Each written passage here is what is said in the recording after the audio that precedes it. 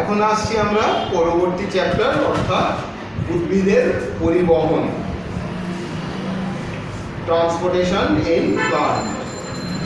উদ্ভিদ পরিবহনের ক্ষেত্রে প্রথমেই যে অংশটি আছে সেটি হচ্ছে বাষ্পমোচন।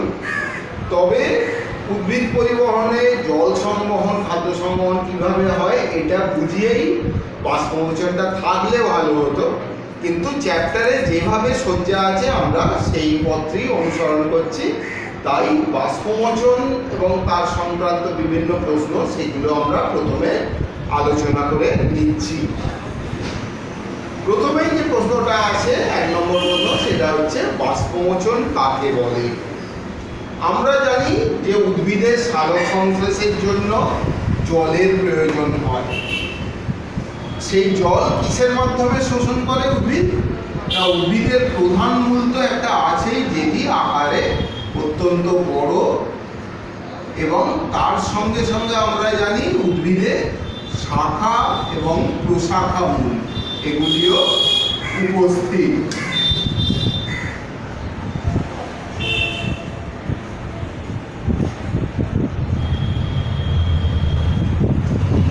প্রত্যেকটি মূলের অগ্রভাগে আমাদের মূলত্র থাকে,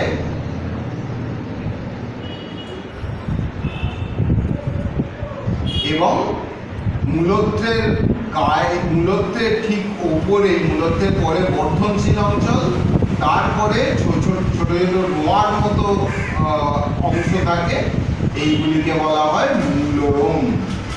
এই মূলরোমের সাহায্যেই উদ্ভিদ খনিজ লবণ এবং জল উদ্ভিদ দেহে শোষণ করে। এখন মাটিতে যে এই মূল থাকে, মাটি হচ্ছে জলের সম্ভার, সেখানে প্রচুর পরিমাণে জল থাকে, উদ্ভিদ সেই জল শোষণ করে থাকে। এটি একটি কন্টিনিউয়াস প্রসেস বা অবিচ্ছিন্ন প্রক্রিয়া, অনবরত জল শোষিত হয়ে থাকে যতক্ষণ জল থাকে। একদম জল না থাকলে, যেটা আমরা টবে বসানো গাছের ক্ষেত্রে দেখে থাকি, টবে অনেকদিন জল না দেওয়া হলে গাছ অত্যন্ত ঝিমিয়ে পড়ে, সেক্ষেত্রে জলের অত্যন্ত অভাব দেখা দেয়, এবং জলের যে একটা অবিচ্ছিন্ন অনুস্তম্ভ গঠিত হয় তাতে বিঘ্ন বা বিচ্ছিন্নতার সৃষ্টি হয়, তাই গাছ ঝিমিয়ে পড়ে বা নুয়ে পড়ে। তাহলে যখন মাটিতে প্রচুর পরিমাণে জল থাকে, সেই জল উদ্ভিদ শোষণ করে থাকে, কিন্তু তার বিপাকীয় ক্রিয়ার জন্য কতটা প্রয়োজন সেটা উদ্ভিদের ক্ষেত্রে বোঝা সম্ভব নয়। তাই এ অত্যধিক পরিমাণে জল গ্রহণ করে থাকে, এবং আরও অনেক কারণে সেই জল শোষিত হয়ে থাকে।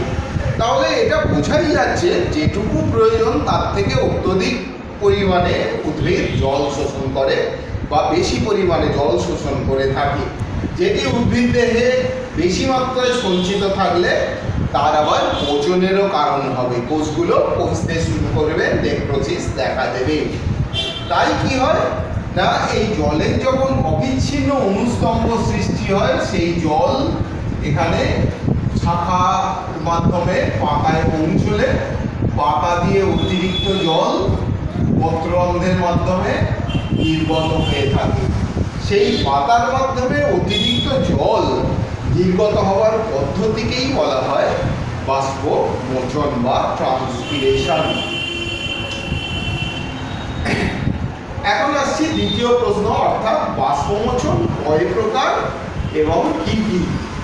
এটি প্রশ্নটি সাধারণত করা হয় কোন পথে বাষ্পমোচন হচ্ছে তার উপর ভিত্তি করে, কেননা কখন বাষ্পমোচন হয় সেই অনুসারেও বাষ্পমোচনের প্রকারভেদ হয়ে থাকে, সেটি উঁচু ক্লাসে সাধারণত বলা হয়। এখানে আমি উল্লেখ করে রাখবো, কিন্তু এখানে কয় প্রকার বলতে প্রধানত কোন কোন পথে বাষ্পমোচন হচ্ছে তার উপর ভিত্তি করে বলা হচ্ছে। অর্থাৎ দ্বিতীয় প্রশ্ন আমরা আসছি বাষ্পমোচনের প্রকারভেদ।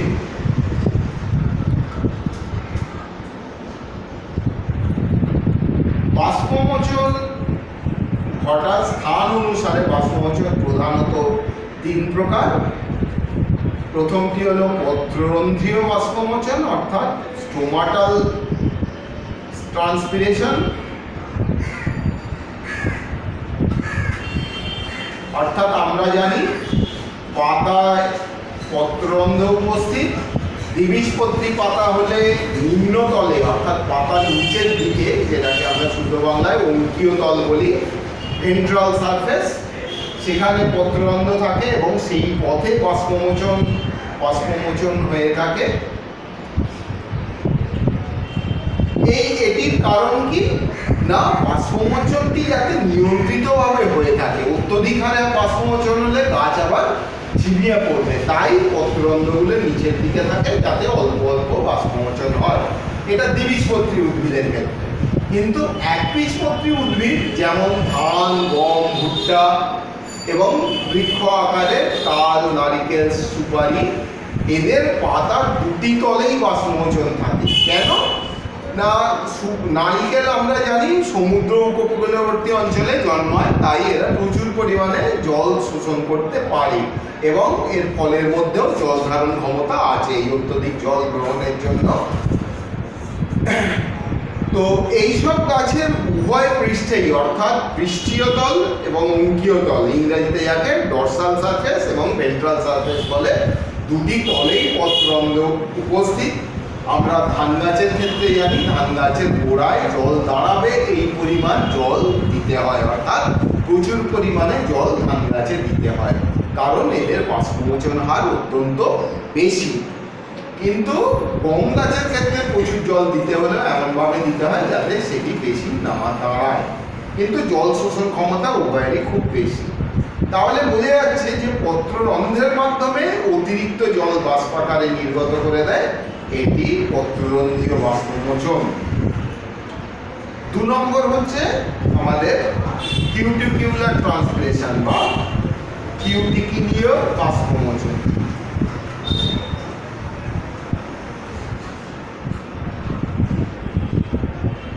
অর্থাৎ পাতা এবং কাণ্ডে অনেক সময় বহিঃস্তরের উপর একটি অতিরিক্ত আস্তরণ লক্ষ্য করে, যেটিকে কিউটিকল বলে। এই কিউটিকল অনেক স্থানে ছেদ সৃষ্টি করতে পারে, অর্থাৎ কেটে যেতে পারে। তখন একটি বহির্পথ বা নির্গমন পথ সৃষ্টি হয়, সেই নির্গমন পথ দিয়ে জল বাষ্পীভূত হয়ে নির্গত হতে পারে, তখন তাকে বলা হয় কিউটিকিলীয় বাষ্পমোচন। আর কোনো কোনো ক্ষেত্রে এটি অধিকাংশ ক্ষেত্রেই থাকে না, তবে কোনো কোনো ক্ষেত্রে থাকে যে কাণ্ডে ওই রকম একটি ওপেনিং বা নির্গমন পথ সৃষ্টি হয়, সেটাকে লেন্টিসেল বলা হয়। এই লেন্টিসেলের মাধ্যমে যদি বাষ্পমোচন হয়ে থাকে তখন তাকে বলা হয় লেন্টিসেলীয় বাষ্পমোচন। তাহলে দ্বিতীয় প্রশ্নের উত্তর আমরা পেয়ে গেলাম। বাষ্পমোচন ঘটনাস্থল অনুসারে 3 প্রকার বাষ্পমোচনের প্রকারভেদ, অর্থাৎ বাষ্পমোচন 3 প্রকার দেখা গেল। যদি পত্ররন্ধ্রের মাধ্যমে হয় পত্ররন্ধ্রীয় বাষ্পমোচন, কিউটিকলের মাধ্যমে হলে কিউটিকিলীয় বাষ্পমোচন, আর লেন্টিসেলের মাধ্যমে হলে লেন্টিসেলীয় বাষ্পমোচন। এখন বাষ্পমোচনের প্রকারভেদ আবার বলে রাখি, এটা সাধারণত উঁচু ক্লাসে বিশেষভাবে জানতে হয়, কিন্তু এখানেও জেনে রাখলে অসুবিধে কিছু নেই। সেটি হলো সংগঠন সময় অনুসারে, সংগঠন সময় কখন এটি সম্পন্ন হবে। স্বাভাবিকভাবেই মনে হতে পারে যে বাষ্পমোচন তো সকালবেলা সূর্যের আলোয় হবে, রাত্রে অন্ধকারে আর কীভাবে বাষ্পমোচন হবে? কেননা বাষ্পমোচনের ক্ষেত্রে সূর্যের এই তীব্রতা একটা বিশেষ ভূমিকা গ্রহণ করে, আর এটা বলাই বাহুল্য, আমরা জানি সকালবেলা সূর্যালো পাতায় আপত্তিত হলে তবেই পত্ররন্ধ্র উন্মুক্ত হয়, সুতরাং সেটা বাষ্পমোচনের সহায়ক। কিন্তু রাত্রেও বাষ্পমোচন হতে পারে, এটা আপাত দৃষ্টিতে বেঠিক বলে মনে হলেও কিন্তু হয়ে থাকে খুব রেয়ার কিছু উদ্ভিদের ক্ষেত্রে। সেই অনুসারে এটি 2 প্রকার। একটি ফটো অ্যাক্টিভ বাষ্পমোচন, অর্থাৎ যেসব উদ্ভিদে সকালবেলা বাষ্প বাষ্পমোচন হয়ে থাকে তাদের বাষ্পমোচনকে, অর্থাৎ অধিকাংশ উদ্ভিদের ক্ষেত্রেই এটি বলা যেতে পারে এটি সকালে আলোর উপস্থিতিতে হচ্ছে বলে এই প্রকার বাষ্পমোচনকে বলা হচ্ছে ফটো অ্যাক্টিভ বাষ্পমোচন। আর কোনো উদ্ভিদে, বিশেষ করে যেগুলো মোটা পাতার উদ্ভিদে, আমরা কমনলি জানি রসালো উদ্ভিদ বলতে প্রথমেই মনে পড়ে অ্যালোভেরা। বিভিন্ন ক্রিম তৈরিতে এবং ত্বকের পরিচর্যায় অ্যালোভেরা একটি বহুল প্রচলিত উদ্ভিদ। এই অ্যালোভেরা যে নিমজ্জিত পত্ররন্ধ্র থাকে বা যে কোনো ক্যাকটাসের যে নিমজ্জিত পত্ররন্ধ্র থাকে, সেই পত্ররন্ধ্রগুলো অল্প পরিমাণে বাষ্পকে নির্গত করার জন্যে রাত্রে কম আলোতে উন্মুক্ত হয়। সেই সব বাষ্পমোচনকে বলা হয় ফটো অ্যাক্টিভ বাষ্পমোচন। অর্থাৎ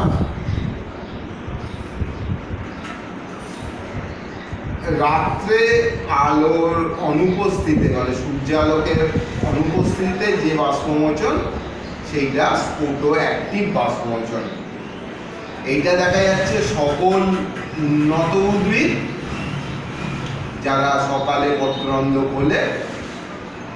আর ফটো অ্যাক্টিভ বাষ্পমোচন দেখা যাচ্ছে আমাদের ক্যাকটাস জাতীয় সকল উদ্ভিদ।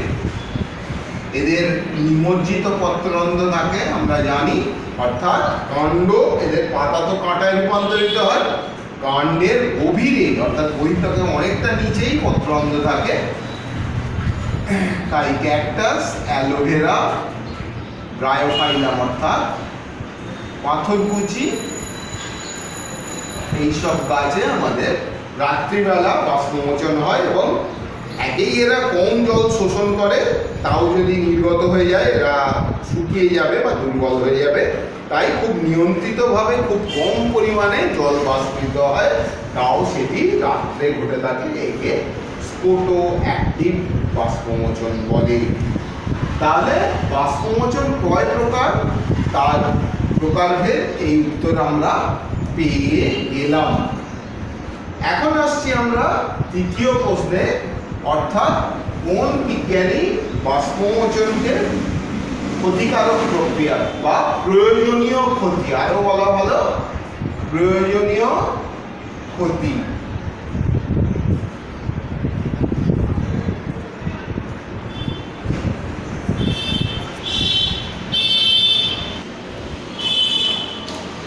আমরা তাহলে তৃতীয় প্রশ্নে আসছিলাম, কোন বিজ্ঞানী বাষ্পমোচনকে প্রয়োজনীয় ক্ষতি, ইংলিশে নেসেসারি এভিল বলে বর্ণনা করেন? বিজ্ঞানী কার্টিস বাষ্পমোচনকে প্রয়োজনীয় ক্ষতি বলে বর্ণনা করেন। কারণ কি না, বাষ্পমোচন একটি প্রয়োজনীয় প্রক্রিয়া।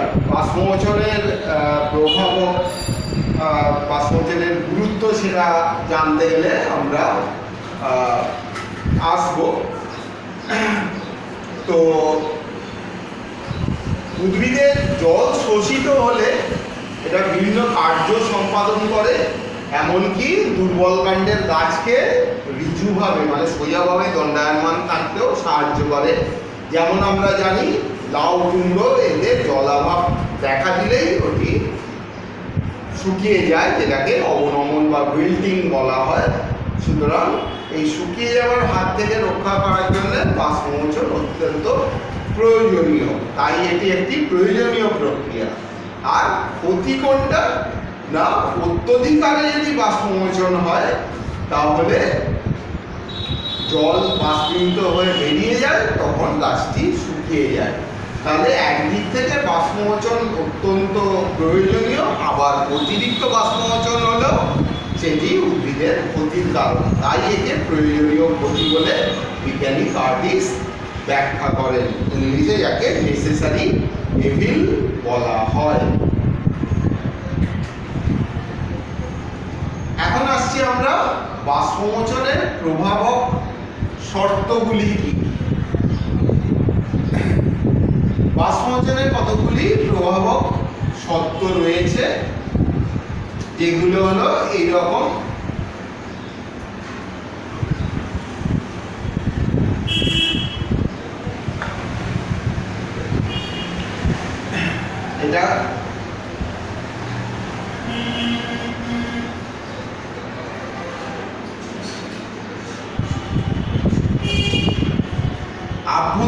এবং বাহ্যিক এইভাবেও ভাগ করা যায়, না করলে সম্পূর্ণভাবে বলা যেতে পারে। নাম্বার 1, আলো। আলো একটি অত্যন্ত প্রয়োজনীয় প্রভাবক। এর সঙ্গে কীরকমভাবে রিলেটেড, অর্থাৎ প্রত্যক্ষভাবে, মানে আলোর তীব্রতা বাড়লে বাষ্পমোচন আর বাড়বে না কমবে? যদি আলোর তীব্রতা বাড়লে বাষ্পমোচন বাড়ে, তাহলে বলতে হবে এটি ডাইরেক্টলি প্রপোর্শনাল, অর্থাৎ প্রত্যক্ষভাবে সম্পর্কযুক্ত, এটি বাড়লে ওটি বাড়বে। আর যদি আলোর তীব্রতা বাড়লে কমে, তাহলে বলতে হবে এটি ইনভার্সলি প্রপোর্শনাল, অর্থাৎ বিপরীত ক্রমে সম্পর্কযুক্ত, অর্থাৎ একটির তীব্রতা বাড়লে অন্যটি কমবে। তাহলে আলোর তীব্রতা বাড়লে বাষ্পমোচন হার বাড়ে।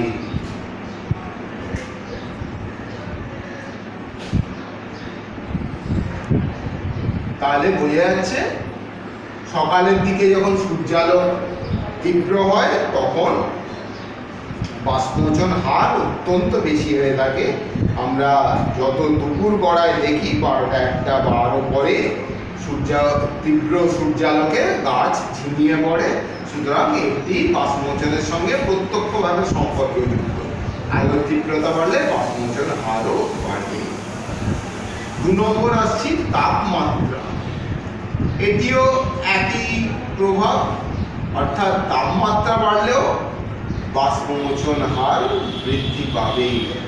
এটিও প্রত্যক্ষভাবে সম্পর্কযুক্ত বলা যেতে পারে। আলো তাপমাত্রার তীব্রতা বাড়লেও বাষ্পমোচন হার বাড়ে। 3 নম্বর, বায়ু প্রবাহ।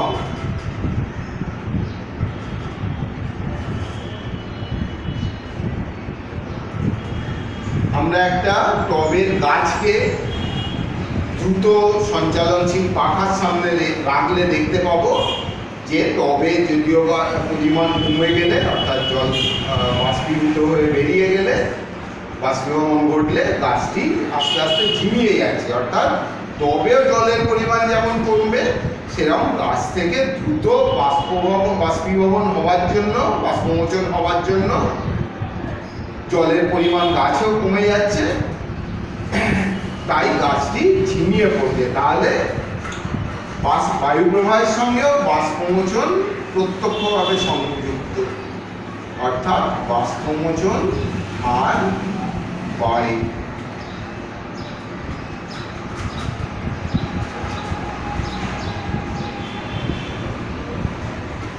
চার নম্বর আসছি আমরা CO2 এর প্রভাব, আর্দ্রতা।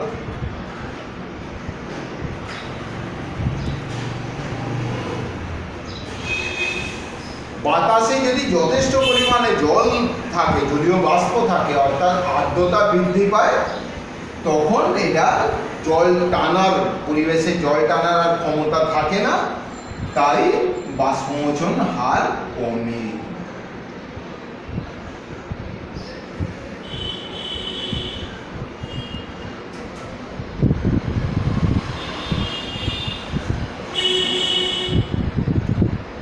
CO2 পরিমাণ, এটা দেখা গেছে পরিবেশে CO2 পরিমাণ বৃদ্ধি পেলে পত্ররন্ধ্র বন্ধ হয়ে যায়। তাহলে বাষ্পীভূত হওয়ার একমাত্র পথ পত্ররন্ধ্র বা প্রধান পথ, তাহলে এই ক্ষেত্রেও CO2 পরিমাণ বাড়লে বাষ্পমোচন হার কমবে।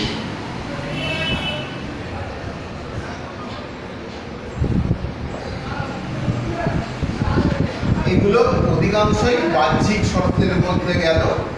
আভ্যন্তরীণ শর্ত হিসাবে পরে আমরা পরপরই বলে যাচ্ছি, সেটা হচ্ছে যথেষ্ট পরিমাণে জল, অর্থাৎ প্রোটোপ্লাজমে জলের পরিমাণ।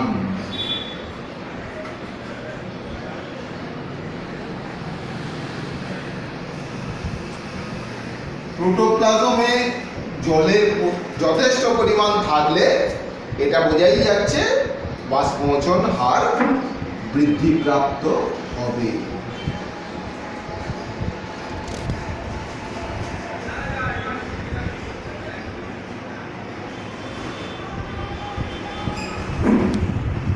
এবার বয়সের সঙ্গে সঙ্গে বয়স একটা নির্ধারক শর্ত হিসাবে বলা যেতে পারে। বেশি বৃদ্ধ গাছের ক্ষেত্রে গাছের পাতা ঝরে যায়, কমে আসে, সেক্ষেত্রে বাষ্পমোচন কম হতে পারে। আবার আভ্যন্তরীণ শর্তের মধ্যে তাহলে বয়স বৃদ্ধি হলে বাষ্পমোচন কমে, যদি পাতা যথেষ্ট পরিমাণে না থাকে। যদি যথেষ্ট পরিমাণে থাকে তাহলে একই হারে বৃদ্ধিপ্রাপ্ত বা বাষ্পমোচন হবে।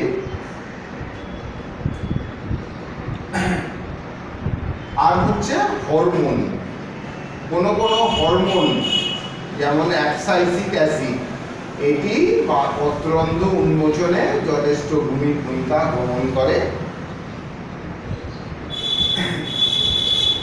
অর্থাৎ এই হরমোনের পরিমাণ যদি কম থাকে তাহলে পত্ররন্ধ্র উন্মোচিত হবে না, সেক্ষেত্রে বাষ্পমোচন কম হবে। অ্যাবসাইসিক অ্যাসিড কম পরিমাণে থাকলে। তাহলে এইগুলি গেল বাষ্পমোচনের প্রভাবক শর্ত, এবং কোনটি কিভাবে প্রভাবিত করে অর্থাৎ এদের ভূমিকাগুলি কি কি সেগুলো আমরা আলোচনা করলাম। এখন আসছি আমরা পরের কোয়েশ্চেন, অর্থাৎ কোন যন্ত্রের সাহায্যে বাষ্পমোচন আর মাপা হয়ে থাকে।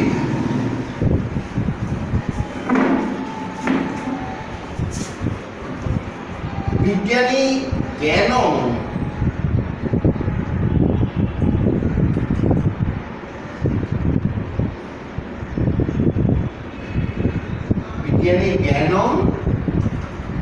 ফটোমিটার বলে একটি যন্ত্র আবিষ্কার করেন।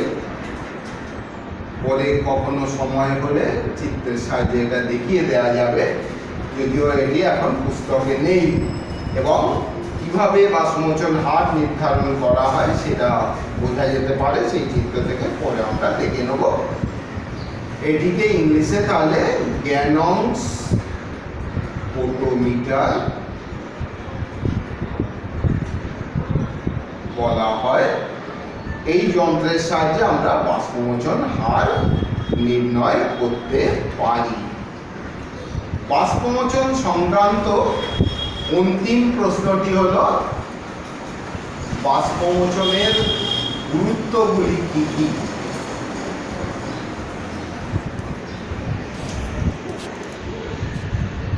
আমরা আসছি অন্তিম কোয়েশ্চেন,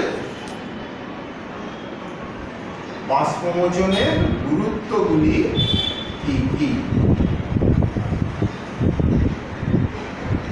নাম্বার 1, বাষ্পমোচন উদ্ভিদে জল পরিবহন, অর্থাৎ পাতায় মূল থেকে পাতায় জল পৌঁছে দিতে সাহায্য করে। আমরা পরিবহন অংশটি যখন আসবো তখন ডিটেলস জানতে পারবো যে জলের একটা অবিচ্ছিন্ন অনুস্তম্ভ সৃষ্টি হয়। মূলজ চাপ বলে একটি ভৌত শক্তি আছে যেটি জলকে উপরের দিকে উঠতে সাহায্য করে এবং অবিচ্ছিন্ন জলের অনুস্তম্ভ তৈরি হয়। সেই অনুস্তম্ভ থেকে জল বেরিয়ে গেলেই তবে একটা বাষ্পমোচন টান সৃষ্টি হয়ে থাকে, যার ফলে জল উপরের দিকে ওঠে। তাহলে জল পরিবহনে বাষ্পমোচন একটি কার্যকরী ভূমিকা গ্রহণ করে। যেমন আমরা কোল্ড ড্রিঙ্কস খাওয়ার সময় কোল্ড ড্রিঙ্কসের স্ট্রটা ডুবিয়ে ঠোঁটে ধরে থাকলেই কোল্ড ড্রিঙ্কস মুখে ওঠে না। কোল্ড ড্রিঙ্কস একটু টানতে হয় পর্যায়ক্রমিকভাবে, তবেই কোল্ড ড্রিঙ্কস মুখে পৌঁছায়। অবশেষে বোতলটি বা শিশিটি সম্পূর্ণ হয়, ফাঁকা হয়ে থাকে। একইভাবে এই বাষ্পমোচন জলকে উপরের দিকে তুলতে বিশেষ ভূমিকা গ্রহণ করে। এটিকে বাষ্পমোচন টান বা ট্রান্সপিরেশন পুরি বলে। তাহলে বাষ্পমোচন জল পরিবহনে একটি মুখ্য ভূমিকা গ্রহণ করে। 2 নম্বর, খনিজ পরিবহন। মাটি থেকে শুধু জল উপরের দিকে পরিবাহিত হয় তা তো নয়, জলে দ্রবীভূত অবস্থায় বিভিন্ন খনিজ লবণও আছে। এই খনিজ লবণও জলের সাথে সাথে উদ্ভিদের বিভিন্ন অংশে পরিবাহিত হবে, বিশেষ করে এখানে সালোক সংশ্লেষ সম্পন্ন হয়, অর্থাৎ পাতায় সেই খনিজগুলো পৌঁছাবে, যেটি বিভিন্ন শারীরবৃত্তীয় ক্রিয়ায় ব্যবহৃত হবে।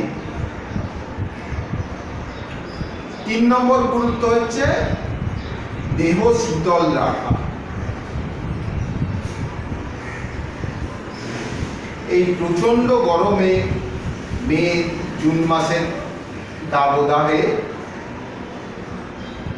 আমরা পাখার তলায় বসি, এসিতে ঢুকে পড়ি, কিন্তু গাছের এই রকম কোনো সম্ভাবনা নেই, তাদের মাঠের কাঠফাটা রোদেই দাঁড়িয়ে থাকতে হয়, কিন্তু তাদের দেহ শীতল রাখতে প্রকৃতি ব্যবস্থা রেখে দিয়েছেন।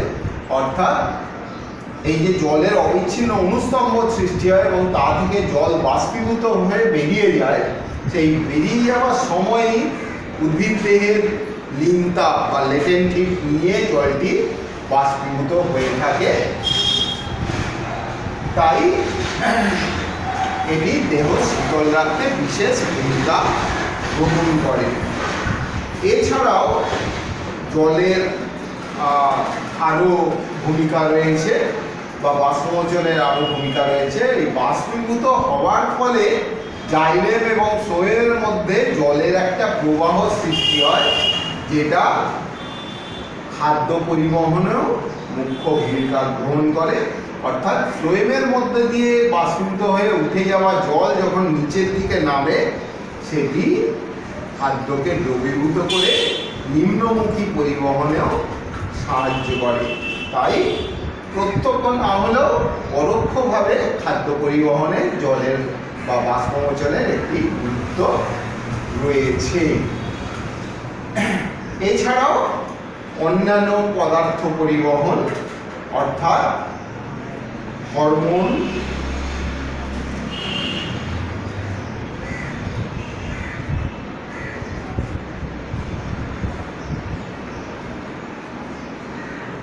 এগুলিতেও বাষ্পমোচন গুরুত্বপূর্ণ ভূমিকা গ্রহণ করে।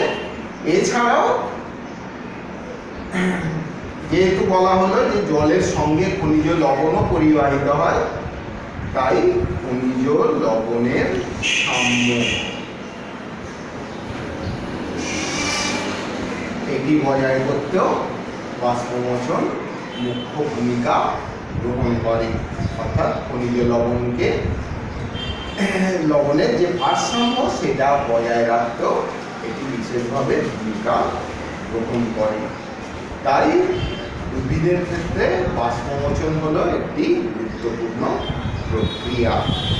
উদ্ভিদের পরিবহন, জল এবং খাদ্য পরিবহন, এই পরিবহনের ভৌত প্রক্রিয়াগুলোর গুরুত্ব এবং তাদের সম্পর্কে বিশদভাবে আমরা পড়ে জানি।